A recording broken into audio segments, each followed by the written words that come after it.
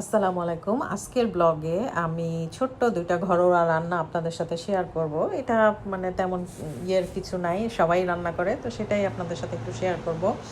এখানে হচ্ছে পটল কেটে রেখেছি, তো আমার বাসায় দুই পিস ইলিশ মাছ ছিল, আর এখানে হচ্ছে বরবটি। তো ইলিশ মাছ দুটো কি করব চিন্তা করলাম যে পটল দিয়ে রান্না করি। তো এখানে হচ্ছে পটল দিয়ে রান্না করব। তো কি কি মশলা দেওয়া হয় এটা তো সবাই জানে, পেঁয়াজ বাটা, আদা বাটা, লবণ, তেল, তারপরে হলুদ গুঁড়া, মরিচ গুঁড়া, ধনিয়া গুঁড়া, জিরা গুঁড়া।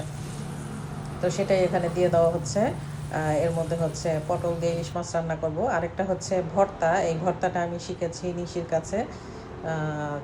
এটা হচ্ছে ইলিশ মাছের লেজ ভর্তা। তো লেজ আসলে প্রচুর পরিমাণে কাটা থাকে, তো সেটা তো আসলে বেছে খাওয়া সম্ভব না, মানে খুবই কষ্টদায়ক আর কি, সেজন্য আমরা লেজটাকে ভর্তা করে ফেলি। তো সেটাই আজকে করব। তো আপনারা দেখতে থাকেন। তো আমি এখানে আমার বক্তব্য শেষ করতেছি, আপনারা দেখতে থাকেন, এনজয় করতে থাকেন। আর কিছু ইসলামিক মশলাও আপনারা শুনতে পাবেন, সেটাও যদি সবার কাজে লাগে, আমি যদি একটু ইসলামের দাওয়াতও পৌঁছে দিতে পারি, সেটাই আমার জন্য অনেক।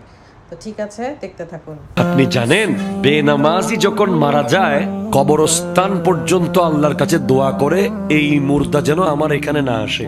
আমার জীবনে আর কি হইল যদি আমি মরার পরে কবর পর্যন্ত যদি আমাকে না চায়? কি করলাম সারা জীবন? শেষ ঠিকানা কবর। ওই কবরস্থান যদি বলে যে আল্লাহ এখানে, নবীজি বলেছেন, আমি ওই ব্যক্তির জন্য জান্নাতের মধ্যখানে প্রাসাদ আল্লাহর কাছ থেকে পাইয়ে দেওয়ার দায়িত্ব নিলাম। আমি গ্যারান্টি দিচ্ছি আল্লাহর কাছ থেকে আমি তাকে জান্নাত পাইয়ে দিব। যে ব্যক্তি ঝগড়া করার উপলক্ষ তৈরি হওয়ার পরেও অন্যায়ভাবে তার উপরে জুলুম করা হচ্ছে, তারপরে সে কথা বাড়াচ্ছে না, কেন ঝগড়া বাড়বে সেজন্য সে নিজেকে নিয়ন্ত্রণ করছে, মুখ বুঝে চলে আসছে, কথা বাড়াই নাই, পুরা উল্টা পাল্টা বলতেছে, পুরা অন্যায় করতেছে। চাইলেই এখানে এটাকে নিয়ে সামনে বাড়ায় ঝগড়া করা যায়, কিন্তু সে ঝগড়াটা এড়াইতে চাচ্ছে, এই জন্য বলছে ভাই থাক। নবীজি বলেছেন, আমি ওই ব্যক্তির জন্য জান্নাতের মধ্যখানে প্রাসাদ। আমার নবী বলছেন ফজরের নামাজের 2 রাকাত যে সুন্নাত আছে, এই 2 রাকাত সুন্নাত নামাজের মূল্য হচ্ছে জমিন থেকে আসমান পর্যন্ত যতটুকু জায়গা তত পরিমাণ সওয়াব। আপনি কবরে সবচেয়ে বেশি আযাব হয় কিসের জন্য জানেন? কবরে সবচেয়ে বেশি আযাব হয় হাদিসে যেটা বলা হচ্ছে, রোজা না রাখার কারণে না, মানুষকে গালি দেওয়ার কারণে না, সুদ খাওয়া, ঘুষ খাওয়ার জন্য না, এটা গুনাহ, বড় কবিরা গুনাহ, এগুলোর জন্য আলাদা শাস্তি। কবরের অধিকাংশ আযাব হয় আকসারু আযাবিল কবরি আল বাউলি। আল্লাহর হাবিব সাল্লাল্লাহু আলাইহি ওয়াসাল্লাম বলছেন, কবরের অধিকাংশ আযাব হয় হচ্ছে পেশাবের কারণে। ওই যে পেশাব করার পরে আপনারা অনেকে টিস্যু পেপার ব্যবহার করেন, এটা কুলুপও নেয় না, পানিও দেয় না। Be careful. কবরের সবচেয়ে বেশি আযাব হয় কিন্তু এই পেশাবের ছিটা প্যান্টে লাগার কারণে।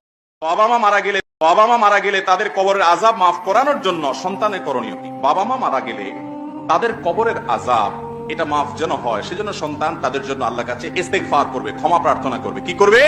যে আল্লাহ আমার বাবাকে মাফ করে দিন, আমার মাকে মাফ করে দিন, তার কবরকে জান্নাতের বাগান বানিয়ে দিন, চোখের পানি ফেলে দোয়া করবে, কান্নাকাটি করবে। এটা হলো সবচেয়ে বড় আমল ভাই। দ্বিতীয় আমল হলো বাবা মার তরফ থেকে দান সাদেকা করবে। কি করবে? মালাকুল মউত আজরাইল যখন রুহু কবজ করতে আসবে, নাফরমান পাপীর রুহুটা কলিজা থেকে টান দিয়া ছিঁড়ে ফেলবে, আর ফেরেশতা আজরাইল যখন ছিঁড়ে ফেলবে, প্রত্যেক নাফরমান পাপীর রুহু এই কণ্ঠনালীর কাছে এসে আটকা